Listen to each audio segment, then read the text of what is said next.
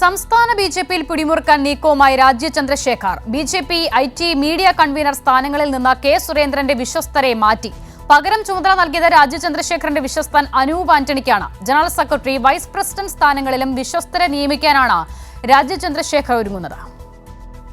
സംസ്ഥാന പ്രസിഡന്റായതിനു ശേഷമുള്ള ആദ്യ നിയമനത്തിൽ തന്നെ വരാനിരിക്കുന്ന തന്റെ നീക്കങ്ങൾ എന്താകുമെന്ന സൂചനയാണ് രാജീവ് ചന്ദ്രശേഖർ നൽകുന്നത്.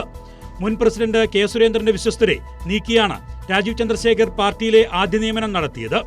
കെ സുരേന്ദ്രന്റെ വിശ്വസ്തരായ S. ജയശങ്കർ, സുവർണപ്രസാദ് എന്നിവരെയാണ് IT മീഡിയ കൺവീനർ സ്ഥാനങ്ങളിൽ നിന്ന് നീക്കിയത്. കെ സുരേന്ദ്രൻ പ്രസിഡന്റായത് മുതൽ അദ്ദേഹത്തിന്റെ സന്തത സഹചാരിയാണ് സുവർണപ്രസാദ്.